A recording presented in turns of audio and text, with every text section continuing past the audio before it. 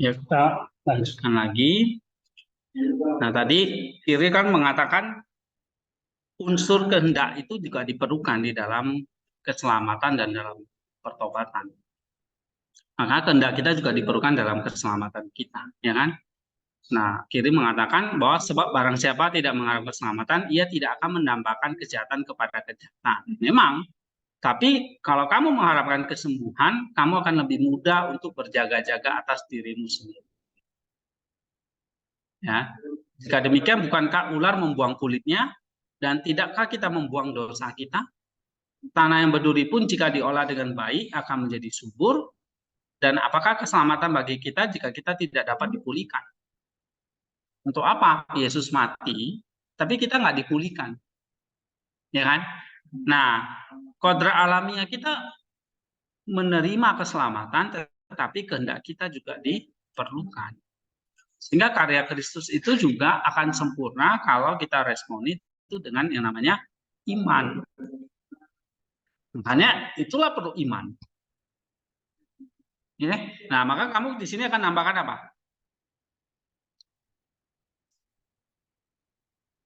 Hah? Iya, ini kan bicara soal apa berarti? Iman. Ya kan? Nah, di dalam keselamatan misalnya, ya, di dalam keselamatan unsur iman dan anugerah. Anugerahnya dari Allah, iman dari diri kita. Bersatu menghasilkan apa? Hah? Tadi menghasilkan apa? Di dalam keselamatan unsur iman dan anugerah bersatu menghasilkan keselamatan atau kesembuhan. Nah, misalnya kamu komentari begitu. Paham nggak ini? Hah? Raymond? Kamu udah semester 5 loh. Jangan kayak orang bego, nggak tahu apa-apa loh. Ya, udah belajar doktrin sekian lama. Apalagi? Ada yang bisa dikomen lagi? Unsur iman dan anugerah bersatu menghasilkan kesembuhan atau keselamatan. Ya, maksudnya kamu iman dan anugerah tidak dapat dipisahkan. Ya kan? Karya Kristus dan kehendak manusia apa? Tidak dapat dipisahkan. Karya Kristus iya sisi lain, tapi kehendak kita juga tidak dapat dipisahkan. Ya, kehendak usaha manusia iya, tapi kalau nggak ada karya Kristus tidak ada keselamatan, kan gitu. Jadi dua saling bersinergi, ya, tidak dapat dipisahkan, melainkan saling apa? Bersinergi. Nah, bisa kalian komentari begitu, ya. Nah, oke, kalau mau dikasih penutup boleh, ya. Misalnya di sini kesembuhan terjadi ketika ada sinergi.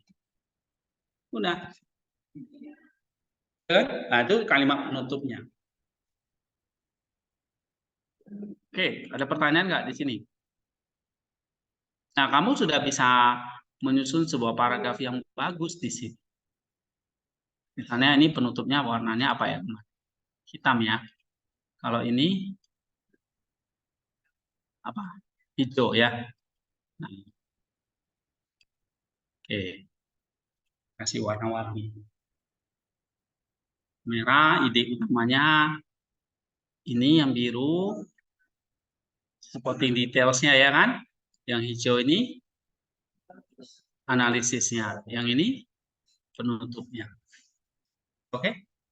Nah, saya harapkan belajar terus latih menyusun paragraf demikian. Ya.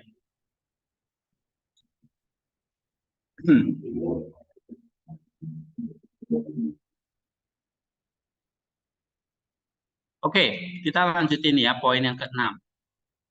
Jadi kalian baca Lihat, ini kutipan bagus. Langsung kalian, ini kutipan menarik. Langsung kalian kasih analisis. Gitu ya. Nah, kalau mau bikin paragraf, tinggal nambahin analisisnya, ide utamanya. Nah, gitu. Ya. Coba baca, Fitri. Poin yang ke-6. Dari laptop aja kalian, kan sudah punya. Poin yang ke-6. Allah itu penyayang kepada manusia dan kasih setianya tidak terbatas. Sebab janganlah kamu berkata, aku telah berzina dan najis. Aku telah melakukan hal-hal yang keji dan bukan hanya sekali saja. Nah, seringkali maukah ia mengampuni? Akankah ia memberikan pengampunan? Dengarlah apa yang dikatakan oleh Tuhanmu. Betapa besar kebaikanmu ya Tuhan, pelanggaran yang menumpuk tidak dapat melebihi banyaknya belas kasihan Allah. Luka-lukamu tidak dapat melebihi keahlian tabib yang agung. Serahkanlah dirimu dengan iman, ceritakanlah kepada tabib penyakitmu, dan katakanlah seperti Daud, aku telah berkata, aku akan mengakui dosaku kepada Tuhan, dan hal yang sama akan terjadi atas dosamu. Dan ia akan segera mengampuninya, dan engkau telah mengampuninya kejahatan. Iya. Apa kutipan yang menarik di situ, Fitri?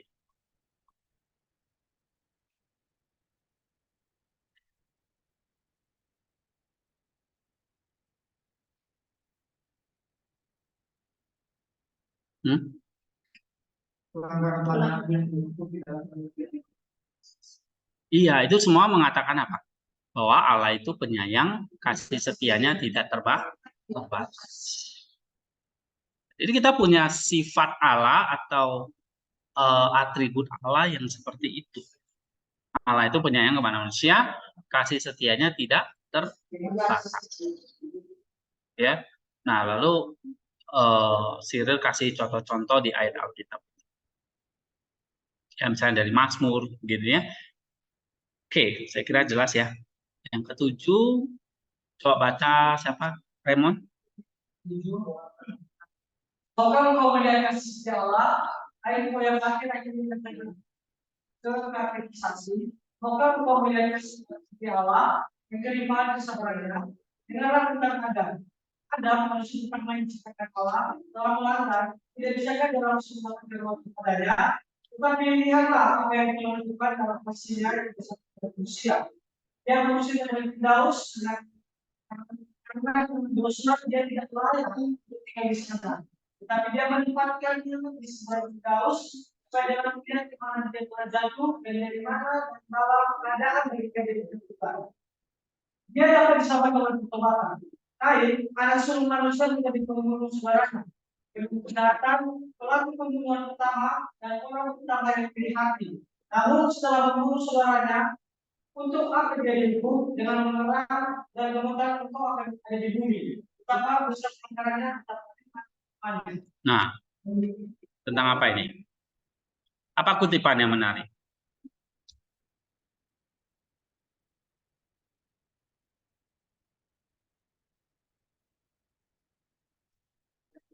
Jadi kalau misalnya kasih setia Allah itu tanpa batas, nah sekarang nih, Siri itu menjelaskan apa?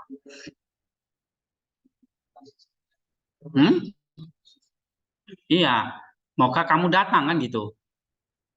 Ya, dia kasih contoh. Adam melanggar. Tapi adakah langsung maut dia? Langsung mati juga hari itu? Enggak. Tuhan lakukan apa? Dalam kasih setianya dia lakukan apa? Dia usir. Tapi iya, dia enggak apa? Dia enggak biarkan begitu saja, dia tempatkan di seberang Firdaus. Supaya apa?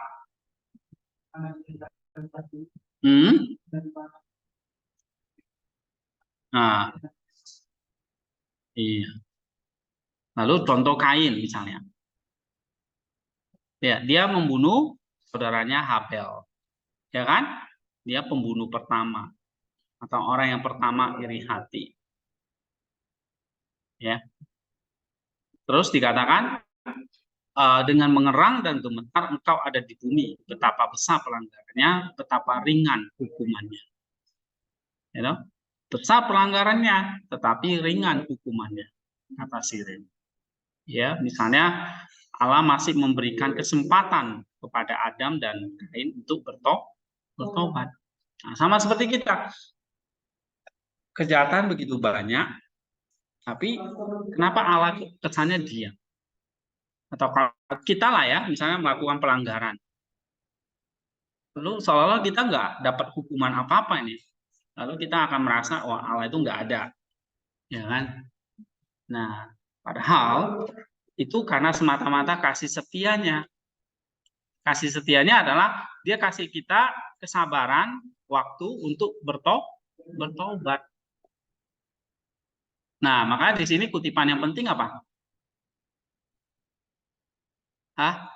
Kutipan yang penting apa di sini? Iya, kasih setia. Tetapi manusia juga harus apa? Bertobat. Jadi ada timbal baliknya begitu. Jadi kalau Allah hanya nunjukin kasih setianya, manusia tidak ada pertobatannya, ya maka nanti akan diterima hukuman yang kekal. Nah, maka Tuhan kasih kesempatan untuk melakukan pertobatan. Jadi kalau kita baca begini, kita bisa menyimpulkan apa? Meringkasnya jadi apa? Kasih setia Tuhan bukan membiarkan, tetapi apa? Memberikan kita kesempatan untuk iya. Nah, misalnya kamu baca begini kan, kamu buat dong, misalnya ini kasih setia Tuhan, kasih setia Allah lah ya, itu tak terbatas. Supaya apa? Manusia diberi kesempatan untuk bangkit atau bertobat dari kesalahannya, dari pelanggarannya. Nah, itu. Baru kamu kutip ini. Kan tadi sebetulnya tinggal kutip aja kan. Sensiril, kamu kutip ini. Yang misalnya poin 7 ini. Nah, sensiril, kamu ringkas bisa itu ya. Sensiril mengatakan, nah, apa? Misalnya kamu kasih contoh nih. Ini Adam. Nah, kamu kutip ini. Oke, sampai di sini. Ya kan? Coba ya.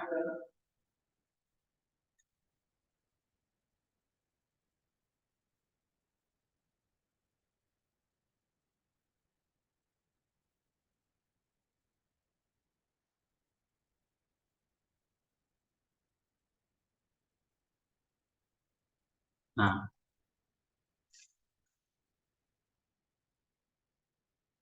oke. Ini kutipannya dari Siril. Analisamu apa?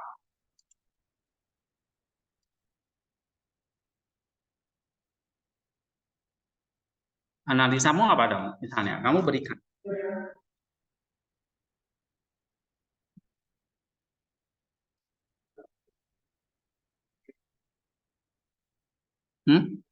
Nih, Menal.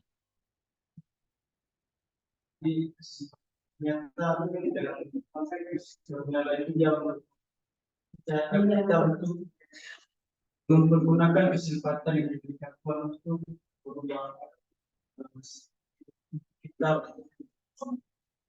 Nah iya, ini kan udah di sini nih, merah ini, ya kan? Kasih setia itu tidak terbatas. Ternyata bukan berarti Allah membiarkan, tapi memberi kita apa? Kesempatan untuk bertobat dari pelanggaran. Lalu kamu kasih contoh Kiril ini, contoh Adam itu. Ya. Nah, habis itu kamu akan lanjut apa ini? Ya, analisanya apa?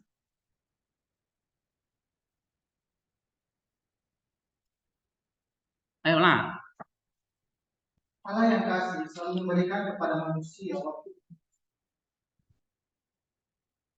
Allah yang kasih selalu memberikan waktu terus bertobat dan memohon ampun atas dosa-dosa. Iya. Oke. Misalnya kamu tegaskan kembali yang di poin merah ini kan. Ya, atau kamu dari siri ini kan kamu jadi ngerti, oh ternyata Allah yang penuh kasih itu selalu memberi waktu untuk kita bertobat. Apalagi analisa itu kalau bisa sesuatu yang yaitu tadi sesuatu yang ya yang original gitu, ya nggak ngulangi lagi, tapi yang original, yang maksudnya yang baru. Ayo, ada nggak?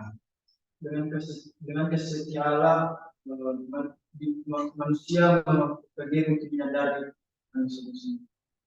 Nah, berarti misalnya kayak kesadaran. Nah, maka di sini kan kita diberi apa? Makanya kamu akan ngomong kehendak bebas, kesadaran untuk bertobat itu memegang peranan penting. Jadi bagaimana cara meresponi kasih Allah? Iya, ada kehendak atau mau kesadaran untuk berubah. Kamu tulis ini, maka kamu akan ngomong cara terbaik meresponi apa? Kasih setia Allah yang tanpa batas itu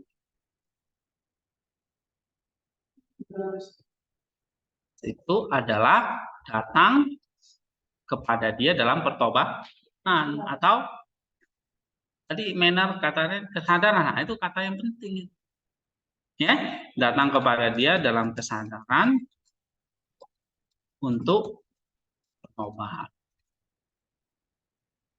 Tuh, ya kan? Jadi ini kan sesuatu yang penting kan, supaya kasih setia Allah itu tidak mubazir, tapi mengubah hidup kita. Orang bilang nggak take it for granted, ya, tapi take it for healing. Nah, kita ambil untuk kesembuhan kita, bukan untuk take it for granted, ya. Orang kadang-kadang hanya mengabaikan. Nah, makanya kamu bisa nulis di sini cara terbaik untuk meresponi kasih setia itu adalah dengan kesadaran untuk bertobat atau kesadaran untuk meminta ampun. Nah, oke, gitu. Nah, ada penutupnya nggak misalnya? Kalau analisis jadi nggak mesti satu ya, maksudnya ini bebas saja. Karena nulis itu kan sesuatu nggak ada pola, tetapi juga kreatif gitu loh. Ya, misalnya kalian mau nambah yang biru lagi di sini boleh nggak? Boleh aja. Tambahin lagi. Oh, misalnya sen kiri mengatakan lagi, boleh silakan gitu. Ya, jadi nggak terpaku misalnya merah, apa tadi biru, hijau, hitam itu ya kan? Kalian tambahin lagi biru bisa nggak? Bisa. Atau hijau lagi? Bisa. Asal jangan merah lagi.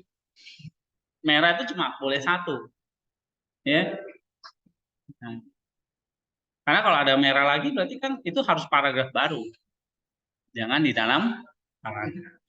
Ya. Nah, misalnya kalian tambahin yang biru lagi, it's okay. Ya. Oke. Nah, kita lanjut aja deh. Nah, waktu kalian baca dengan kalian nulis ada beda nggak sih? Tadi siapa yang baca? Raymond baca, ya baca aja kan. Tapi waktu kamu tuangkan dalam tulisan, kamu digest lagi, kamu pikir lagi, akhirnya dapat nggak lebih dalam? Nah itu, maka menulis itu adalah skill bahasa yang paling sulit, level keempat. Jadi skill bahasa itu ada 4 ya, listening. Kayak kita waktu kecil kan kita belum bisa ngomong, kita listening aja. Dari listening kita baru bisa ngomong kan, speaking. Ya kan? Dari speaking kita baru bisa baca kan, reading. Dari baca kita baru bisa nulis. Nah, kalau misalnya kita cuma baca, mana lebih dalam? Baca atau nulis?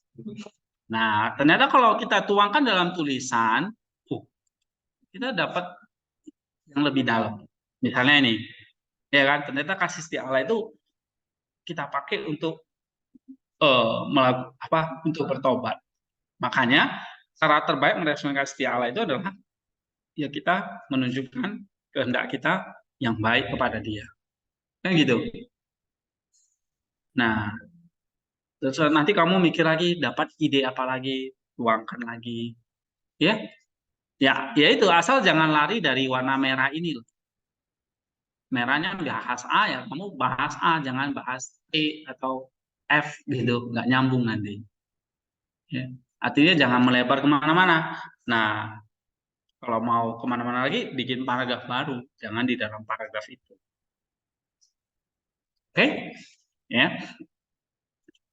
Coba baca siapa Eka, poin 8.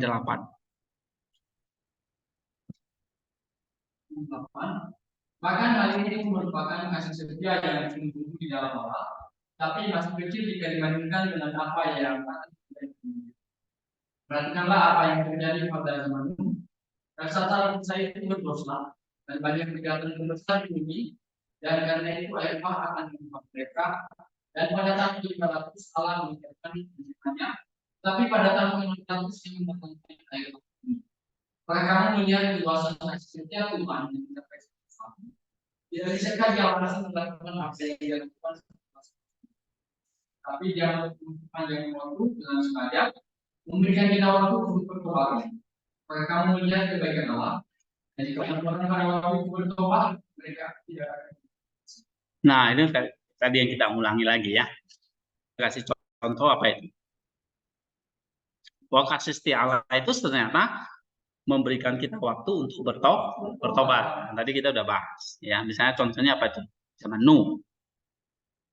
Ya. Raksasa-raksasa itu berdosa. Banyak kejahatan tersebar di bumi. Sehingga air bah menimpa mereka, mati semua. Ya kan? Nah, tetapi kamu lihat di situ. Allah memperpanjang waktu dengan sengaja. Sebelum ada air bah itu kira-kira berapa puluh tahun Nuh bangun Batra itu. Hah? 500 tahun untuk bangun subuh? Enggak lah ya. Coba lihat di ini. Berapa tahun ya kira-kira Nuh butuh waktu? 120 tahun ya. Nah, Allah kasih waktu 120 tahun. Tapi nggak ada yang mau dengar kan? Habis. Enggak. Jadi kasih setianya ternyata kalau kita baca di sini ada apa? Kalau menuntut kita, memang kasih setia Allah tanpa batas bagi yang mau bertobat. Tapi kalau nggak mau bertobat, akan apa? Habis. Artinya ada penghukuman gitu. Oke? Nah, tapi yang ditekankan Cyril di sini adalah lihat waktu yang dia berikan. Ada jeda waktu untuk pertobatan. Ya. Nomor 9. Coba tadi Eka udah ya. April. Mari sekarang ikutlah dengan aku kelas yang lain, yaitu mereka yang diselamatkan oleh pertobatan. Tetapi mungkin di antara para wanita yang ada yang akan berkata, aku telah melakukan pencabulan dan perzinahan. Aku telah menajiskan tubuhku dengan berbagai macam perbuatan yang tidak senonoh. Adakah keselamatan bagimu? Arahkanlah pandangan hai perempuan pada Rahab, dan perhatikanlah juga keselamatan. Karena jika dia yang bicara terbuka dan di depan umum menjadi pelacur telah diselamatkan oleh pertobatan, bukankah dia yang pada suatu waktu sebelum menerima kasih karunia telah melakukan pencabulan juga diselamatkan oleh pertobatan dan kuasa? Menanyakan bagaimana dia diselamatkan, hanya ini yang dikatakannya. Sebab Allahmu ialah Allah yang ada yang di surga dan di bumi. Yosua 2 ayat 11. Allahmu, tetapi tentang Allahnya sendiri ia tidak berani mengatakannya, karena ia hidup sembrono. Dan jika kamu ingin menerima kesaksian kita bahwa ia telah diselamatkan, maka hal itu tertulis di dalam Mazmur. Aku akan menyebut Rahab dan Babel di antara mereka yang tinggal lagi. Betapa besar kasih Allah yang bahkan hidup pelacur-pelacur dalam hidup. Tidak, bukan hanya aku menyebut Rahab dan Babel, tetapi dengan tambahan di antara mereka yang mengenal aku, maka baik laki-laki maupun perempuan keduanya memiliki kesempatan yang diangkat oleh perbuatan. Iya. Apa yang dibahas di sini?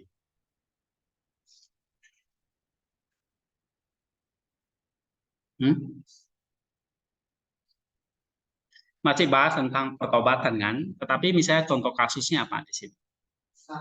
Rahab. Apa yang terjadi?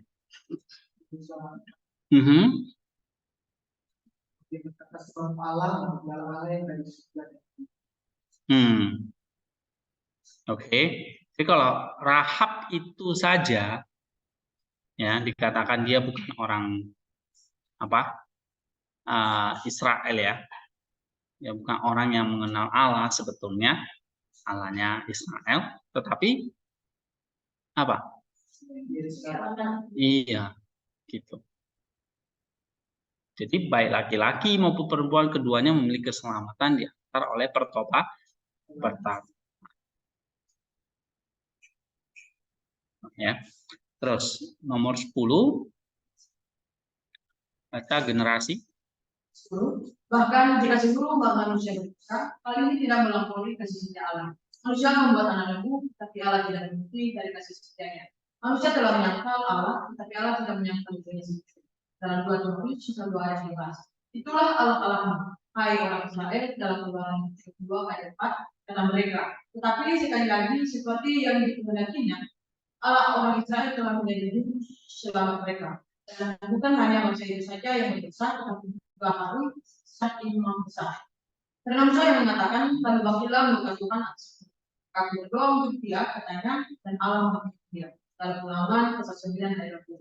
Jadi jika Musa berdoa untuk imam besar yang besar, maka tidak ke Yesus anak tunggalnya akan disempurnakan oleh Allah apabila dia berdoa untuk kita, dan jika dia tidak menghalangi Harun karena pelanggarannya untuk masuk ke dalam imamat besar, apakah dia akan menghalangi kamu yang keluar dari dosa lain untuk masuk ke dalam keselamatan? Hanya saja, hai manusia, bertobatlah juga dengan cara yang sama, maka kasih karunia tidak akan menghalangi. Karena Allah itu sungguh-sungguh pengasih kepada manusia, dan tidak ada waktu yang cukup untuk memberikan kasihnya. Bahkan, sekalipun semua lidah manusia itu, mereka tidak akan dapat memberitakan sebagian dari kasih. Sebab yang kami beritakan adalah sebagian dari apa yang ditulis tentang kasih setianya ke manusia, tetapi betapa besar kasih setianya kepada malaikat mereka kami tidak tahu, karena mereka juga diampuninya. Karena dia yang takut cacat, yaitu Yesus, yang menyucikan segala dosa kita, dan tentang mereka sudah dikubur. Iya. Mana kutipan yang menarik? Kalau seandainya nih seluruh umat manusia berdosa, apakah Allah kasih setianya nggak cukup? Cukup. Tidak melampaui kasih setianya bahkan. Ya, kamu bisa lihat cerita-cerita dalam perjanjian lama, gitu ya. Manusia membuat anak lembu, tapi Allah tidak berhenti dari kasih setianya. Oke, manusia telah menyangkal Allah, Allah tidak menyangkal dirinya. Ya, bahkan sampai sekarang banyak berhala-berhala, tapi Allah tetap memberikan kasih setia. Ya, buktinya Allah tidak langsung membinasakan. Oke, apalagi di situ?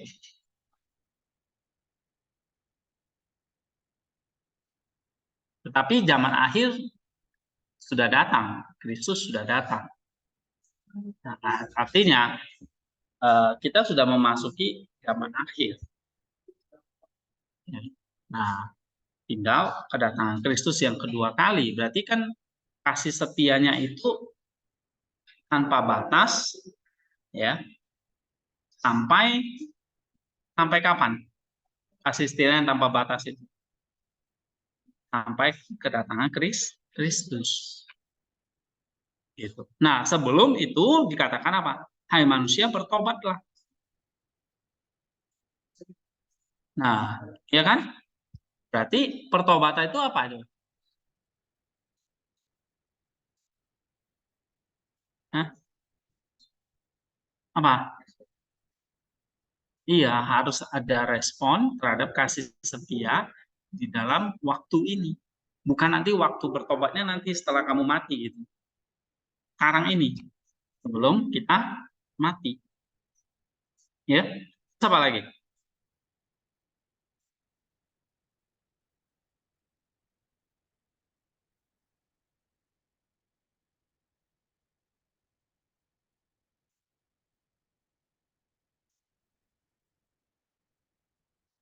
Misalnya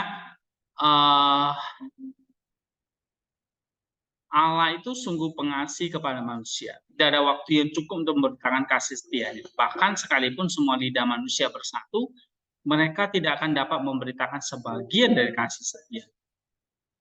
Ya. Kita jadi dengan yang kita bisa lakukan itu cuma apa? Pertobatan untuk meresponi kasih setianya. Ya, karena siapa sih yang bisa dikatakan di sini memberitakan kasih setianya? Ya, tidak ada waktu yang cukup untuk memberitakan kasih setia yang begitu banyak soalnya. Ya, kamu bayangkan berapa miliar manusia ini yang setiap hari berdosa dan kasih setia Allah itu terus ada. Ya.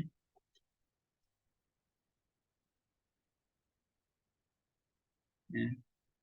Kejahatan perang dan sebagainya. Ya, misalnya seperti sekarang perang di mana-mana, di Israel lawan Gaza, ya, Hamas di Timur Tengah, ya, itu Yaman dengan Arab Saudi, Afghanistan dan Taliban, ya, ISIS di Irak. Nah, setiap hari manusia itu berdosa. Kapan kita bisa mengatakan itu?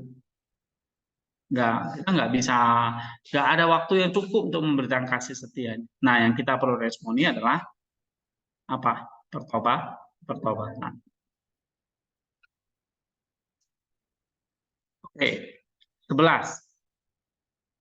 Coba baca Jessica. Tetapi jika mengenai kami, kamu dapat teladan lain, maka marilah kepada Daud yang diberkati dan berikanlah dia sebagai teladan dalam hal pertobatan. Betapa hebatnya dia jatuh setelah tidur, berjalan di atas atap rumah, dia melemparkan pandangan yang ceroboh dan merasakan hasrat manusiawi. Dosanya telah selesai, tetapi tidak mati dengan itu kejujurannya mengenai pengakuan kesalahannya. Nabi Nathan datang, seorang penuduh yang cepat dan penyembuh luka. Tuhan murka katanya, dan engkau telah berdosa dalam 2 Samuel 15. Lalu diberitahukanlah pada raja yang memerintah. Tapi Raja Daud tidak marah karena yang diberitahukan, yang dipikirkannya bukan pembicara melainkan Allah yang mengutusnya. Ia tidak menjadi sombong oleh barisan tentara yang mengikutinya, sebab dalam pikirannya ia telah melihat malaikat Tuhan, dan ia gemetar seperti melihat dia yang tidak kelihatan. Dalam Ibrani 11 ayat 20. Dan kepada utusan itu, atau lebih tepatnya kepada Allah yang telah mengutusnya, ia berkata, aku telah berbuat dosa terhadap Tuhan. Dalam 2 Samuel 13 ayat 13. Apakah engkau melihat kebenaran hati raja? Apakah engkau melihat pengakuannya? Apakah ia pernah dihukum oleh seorang pun? Apakah banyak orang yang mengetahui hal itu? Perbuatan itu dilakukan dengan cepat dan dengan segera Nabi muncul sebagai penutup dan pelaku mengakui kesalahannya. Dan karena ia mengakui dengan jujur, ia menerima kesembuhan yang sangat cepat. Karena Nabi Nathan yang telah mengucapkan ancaman itu segera berkata, Tuhan juga telah membuktikan dosamu. Engkau melihat betapa cepatnya Tuhan mengampuni dosa, namun dia berkata, engkau merasakan kasus musuh-musuh Tuhan. Meskipun engkau memiliki banyak musuh karena kebenaran itu, pengendalian dirimu telah muncul. Selama Indonesia, tetapi sekarang setelah engkau menyerahkan baju seranganmu yang kuat, musuh-musuh bangkit dan bersiap untuk melawanmu.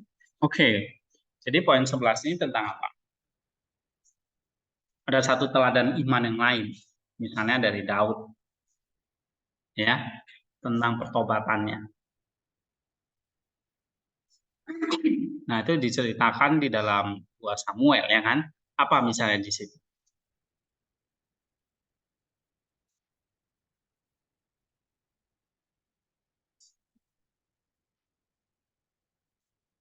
Tentang dosa Daud itu yang ditegur oleh Nabi Nathan, ya. Nah, ini kan tentang dosa perzinahannya dengan Bathsheba. Oke? Nah, waktu dia ditegur, Raja Daud tidak marah. Ya, karena yang dipikirkannya bukan pembicara Nathan-nya, tetapi Allah yang mengutusnya. Nah, itu loh hati seorang yang uh, me, apa, yang mau bertobat. Oke, terus apa lagi? Maka dikatakan, aku telah berbuat dosa terhadap Tuhan. Apakah engkau melihat kerendahan hati raja? Apakah engkau melihat pengakuannya? Apakah ia pernah dihukum oleh seorang pun? Apakah banyak orang yang mengetahui hal itu? Kan enggak kan? Hanya raja ya apa? Ya dia bisa bungkam semua orang kan? Gitu. Tapi ketika Nathan datang mengatakan, bisa aja nggak dia bunuh si Nathan? Gampang banget. Dia tinggal perintah prajuritnya untuk dibunuh. Tapi ternyata Daud, ya itu tadi ya, dia punya hati yang mau bertobat. Kira-kira gimana ya punya hati seperti itu? Sili mengatakan apa? Bagaimana punya hati yang bertobat seperti Daud ini? Nah, Daud itu punya apa? Kerendahan hati. Ya, kerendahan hati. Humility itu. Nah, kalau nggak ada kerendahan hati, maka ya nggak ada kejujuran, nggak ada pengakuan, nggak ada pertobatan. Maka di sini dikatakan, ia mengaku dengan jujur. Ia menerima kesembuhan yang sangat cepat. Kamu lihat pertobatan Daud. Ya kan? Dia punya kerendahan hati, punya kejujuran, dia menerima kesembuhan yang sangat cepat.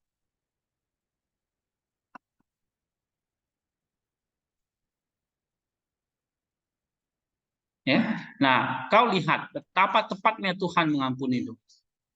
Tapi dia berkata, engkau telah sangat menghasut musuh-musuh Tuhan. Meskipun engkau memiliki banyak musuh karena kebenaranmu, pengendalian dirimu telah melindungimu, tetapi sekarang setelah engkau menyerahkan baju jiramu terkuat, musuh-musuh bangkit. Nah, tapi kalau kita nggak punya itu, ya musuh-musuh akan datang melawan. Ya. Jadi justru untuk melawan musuh-musuh itu adalah bukan dengan kesombongan ya, hebat gitu melawan si musuh, bukan itu, ya. Tapi dengan apa? Kerendahan hati.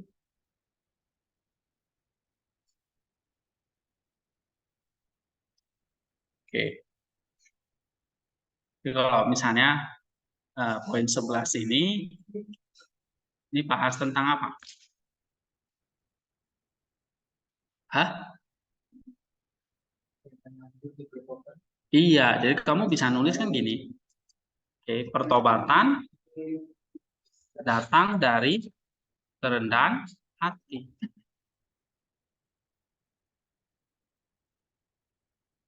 Oke, ini jadinya apa nih? Ide utamanya kan? Ini warna merah. Nah, kamu kasih contoh Daud. Contoh Daud. Ya, kamu kutip yang Siril misalnya. Siril jelaskan apa? Kamu kutip yang mana ini? Hah? Nih, kamu kutip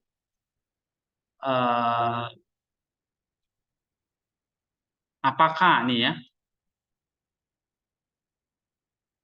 Nih, misalnya kamu kutip di sini. Nah, ini tentang Daud.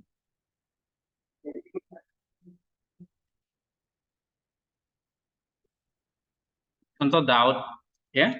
yang dikatakan oleh Cyril ini.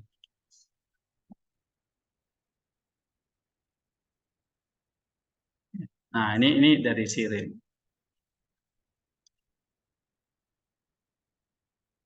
Oke, analisa kita apa?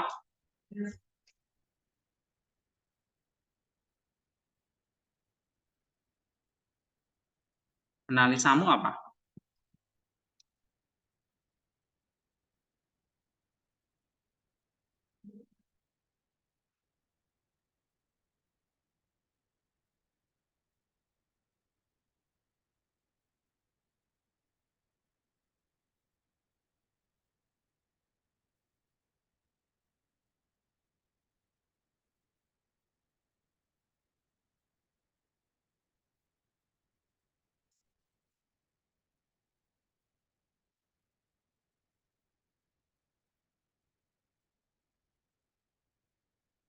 Pertobatan datang dari kerendahan hati. Contoh kasus Daud itu. Nah, terus kamu akan ngomong apa berikutnya?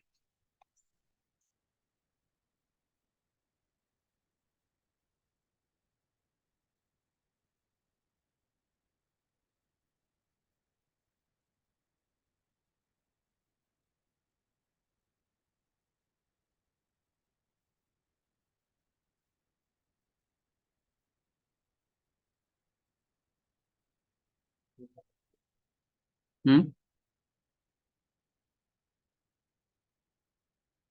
Ya kan? Misalnya nih, pertobatan datang dari kerendahan hati. Nah, Daud ini contohnya. Begitu dia rendah hati, dia mengakui kesalahannya. Akhirnya dia cepat menerima pengampunan atau kesembuhan. Kan gitu kan? Nah, kamu akan analisa apa nih?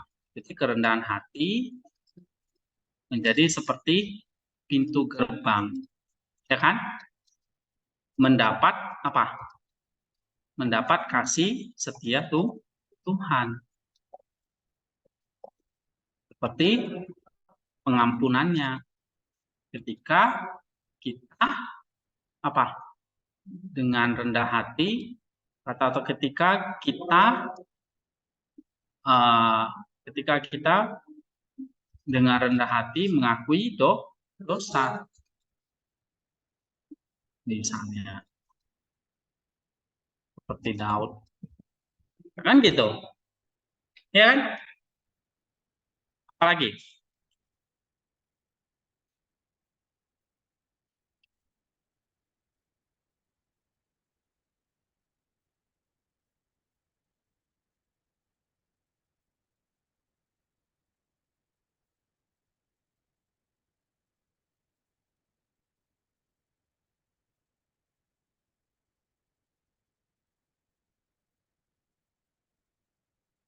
Ada lagi?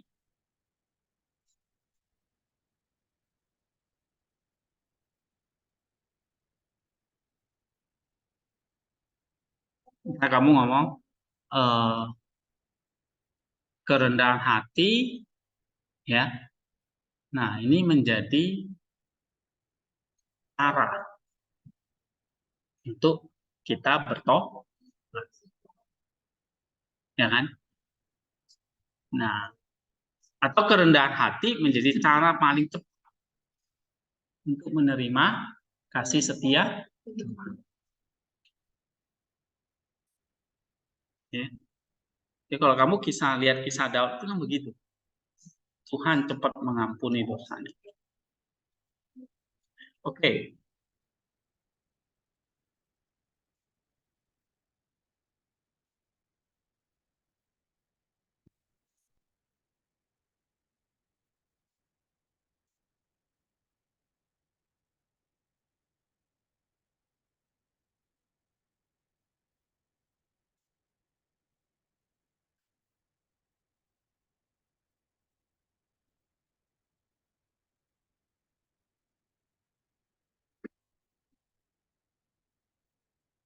Nah, 12 coba baca Hizkia.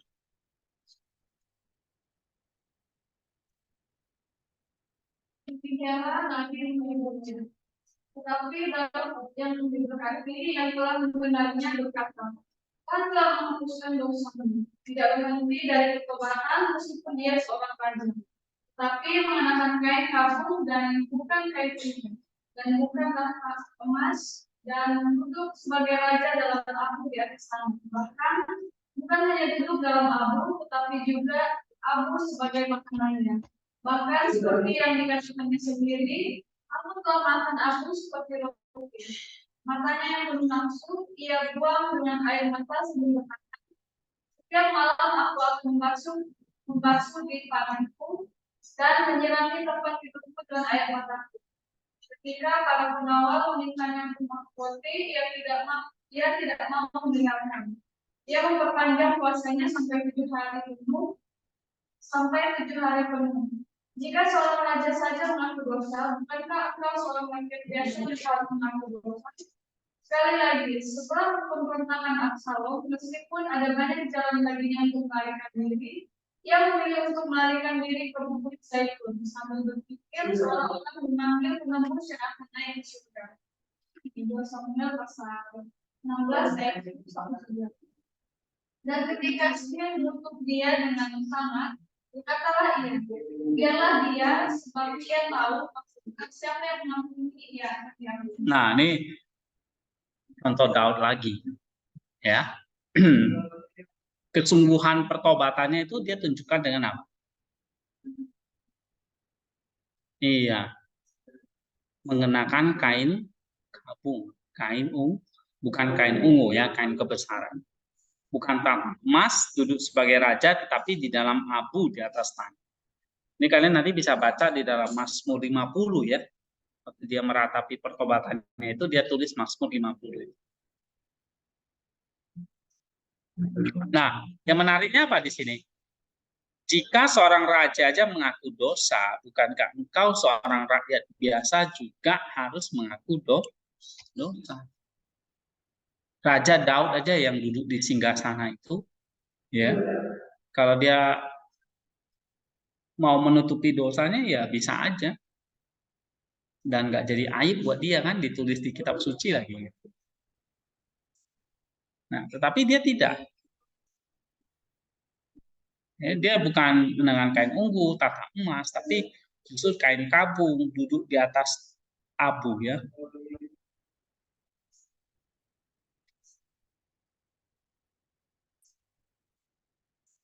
Nah, katakan bukan hanya duduk dalam abu, tetapi juga abu sebagai makanannya. Nah, dari sini apa? Pertobatan itu sebetulnya apa?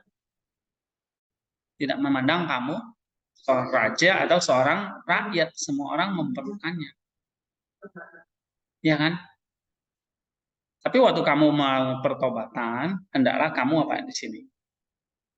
Tunggu, jangan berpura-pura. Bahkan Daud itu makan abu seperti makan roti. Ya, aku telah makan abu seperti roti. Nah, dia berpuasa sampai 7 hari penuh, ya kan? Nah, itu keseriusan pertobatannya. 13. Coba baca Ando. Kamu tahu bahwa mengaku dosa itu baik. Kamu melihat bahwa ada keselamatan bagi mereka yang bertobat. Salomo juga jatuh, tetapi apa yang dikatakannya? Sesudah itu aku bertobat. Ahab juga, raja Samaria, menjadi penyembah berhala yang paling jahat, seorang yang keterlaluan, pembunuh para nabi. Dalam 1 Raja-Raja 18 ayat 4, seorang yang tidak mengenal kesalehan, mengingini ladang dan kebun anggur orang lain. Namun ketika dengan cara Isabel, ia telah membunuh Nabot, dan Nabi Elia datang dan hanya mengancamnya. Ia mengoyakkan pakaiannya dan mengenakan kain kabung. Dan apa yang dikatakan Tuhan dengan penuh belas kasihan kepada Elia? Sudahkah kau melihat bagaimana Ahab terkusuk hatinya di hadapanku? Seolah-olah hampir saja dia membujuk semangat berapi-api sang nabi untuk merendahkan diri kepada orang yang bertobat. Karena dia berfirman, aku tidak akan mendatangkan kejahatan pada zamannya. Dan meskipun setelah pengampunan ini, dia yakin tidak akan meninggalkan kejahatannya. Namun Allah yang Maha Pengampun mengampuninya. Bukan karena tidak peduli akan masa depan, tetapi karena memberikan pengampunan yang sesuai dengan masa pertobatannya saat ini. Karena sudah menjadi bagian dari hakim yang adil untuk memberikan hukuman sesuai dengan kasus yang terjadi. Oke, apa yang menarik?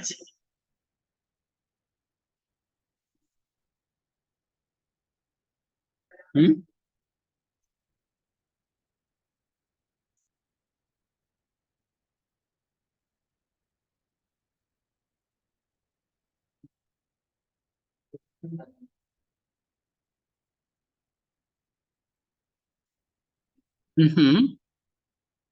Dan tadi kan sudah saya jelaskan kan, kasih setia Allah itu adalah kesempatan kita untuk bertobat. Tapi pertobatannya harus seperti pertobatan Daud,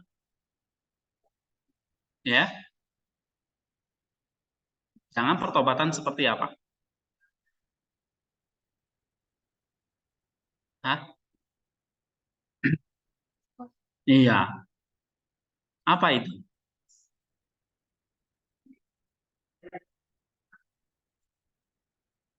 Iya, seolah-olah hampir saja dia membujuk semangat berapi-api sang nabi untuk meledakkan diri kepada orang yang bertobat. Ya, aku tidak akan mendatangkan kejahatan pada zamannya. Nah, Allah jelas tahu karena dia melihat hati itu. Ya, kepada siapa dia akan memberikan pengampunan, kepada siapa dia akan memberikan keadilannya. Oke? Ya. Jadi ada banyak kasus contoh, misalnya Ahab raja Samaria itu. Itu orang yang diberi kesempatan tidak mau bertobat, atau dia bertobat dia berpura-pura, ya, tapi pada ujungnya dia menyembah berhala lagi. Ya. Nah, ini ada contoh kasus dalam satu raja-raja itu dengan Nabi Elia. Ya.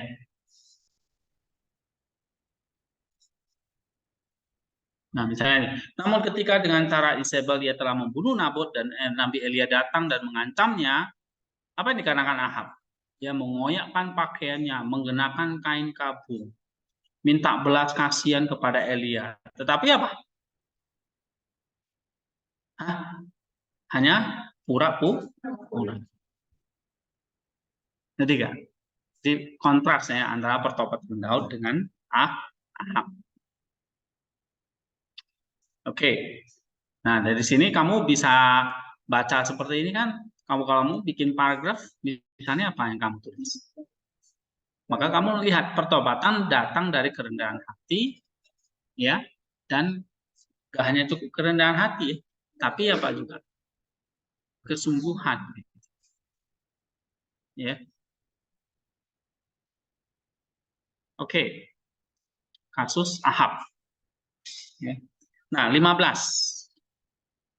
Coba baca nih, Wisma. Berhati-hatilah agar jangan sampai kamu tidak percaya proses pertobatan. Maukah kamu akan fase pertobatan itu?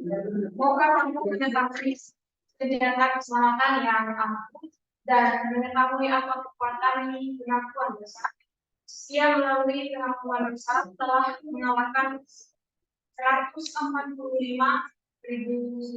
musuhnya. Sungguh suatu hal yang besar, tetapi masih kecil jika dibandingkan dengan apa yang masih harus diceritakan. Raja yang sama melalui pertobatan oleh Malik laki-laki yang telah dijatuhkan ketika ia jatuh sakit. Berkatalah Yesaya kepadanya, bereskanlah istanamu, sebab engkau akan mati dan tidak akan hidup lagi. Dalam dua raja-raja, harapan apakah yang masih ada? Harapan kesembuhan apakah yang masih ada? Jika Nabi itu berkata, engkau akan mati, namun dia tidak berhenti dari pertobatannya, tetapi dia teringat akan apa yang ada tertulis apabila engkau berbalik dan meratap, maka engkau akan diselamatkan. Dalam Yesaya 30 ayat 15, lalu ia berpaling ke tembok dan dari tembok tidurnya ia menegakkan ke langit, sebab tembok yang tinggi tidak menjadi penghalang bagi dosa-dosa yang dipanjatkan dengan penuh tembok khususnya. Dan ia berdosa, ingatlah akan kehendak ya Tuhan, telah engkau untuk kesembuhanku. Jika engkau ingat akan daku, engkau tidak tunduk pada waktu. Tetapi engkaulah pemberi hukum kehidupan, sebab kita tidak bergantung pada hari kelahiran atau pada konjungsi bintang-bintang. Seperti yang dibicarakan orang, tetapi pada hidup dan lamanya, maka engkaulah memberi hukum menurut kehendakmu, dan ia yang tidak dapat berharap untuk hidup karena kalimat perempuan itu. Telah ditambahkan 15 tahun kepada hidupnya, dan karena tanda itu matahari berjalan mundur pada garis edarnya. Jadi demi Yeskiel matahari terbit ke belakang, tetapi demi Kristus matahari mengalami gerhana. Bukan mundur ke belakang, melainkan menderita gelombang gerhana dalam Yesaya 38 ayat 8, dan oleh karena itu menunjukkan perbedaan di antara keduanya. Yang aku maksudkan adalah antara Yeskiel dan Yesus. Yeskiel menang atas pembatalan ketetapan Allah, dan apakah Yesus tidak dapat memberikan pengampunan dosa? Berikanlah dan Berbaliklah dan berangkatlah cepat itu, dan berdoalah supaya dia menjauhkan daripadamu nyala api yang bernyala-nyala itu. Karena pengakuan dosa memiliki kuasa untuk memadamkan api, bahkan api yang menyala-nyala, kuasa untuk menjadikan siang sekalipun. kuasa untuk kamu baca kok salah-salah. Menjinakkan. Oke. Nah, apa artinya? Tentang Yeskiel, Yesaya.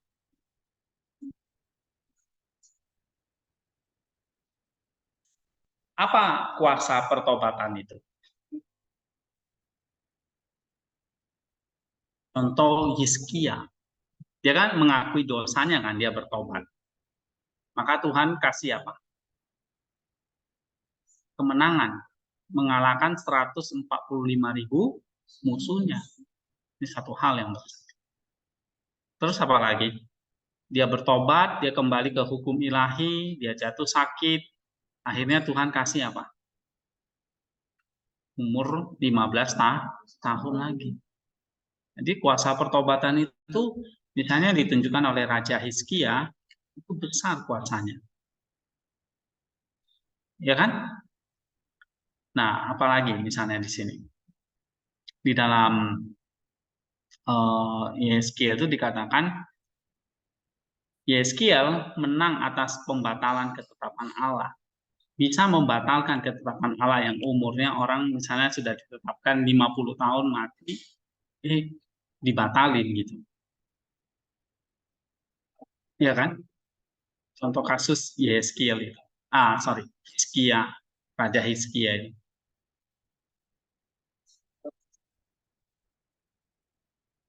Ya. Nah, pengakuan dosa memiliki kuasa untuk memadamkan api.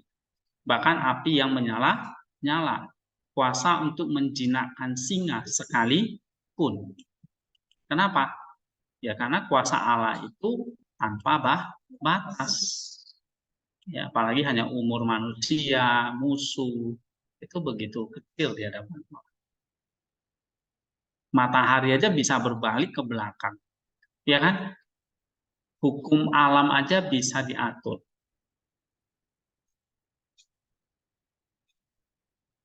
Nah, Oke, sebab ya Allah pemberi hukum, dia bisa mengatur itu. Nah, ini menjelaskan tentang kuasa pertobatan. Kuasa pertobatan apa? Begitu besar. Ya, kuasa pertobatan itu kuasa untuk memadamkan api, bahkan api yang menyala. Kuasa untuk menjinakkan singa sekalipun. Artinya apa di sini? Kuasa dosa itu atau pertobatan itu memiliki kuasa, di baliknya ada kuasa Allah yang tanpa batas.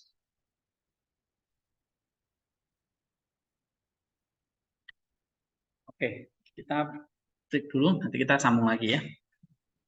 Yap.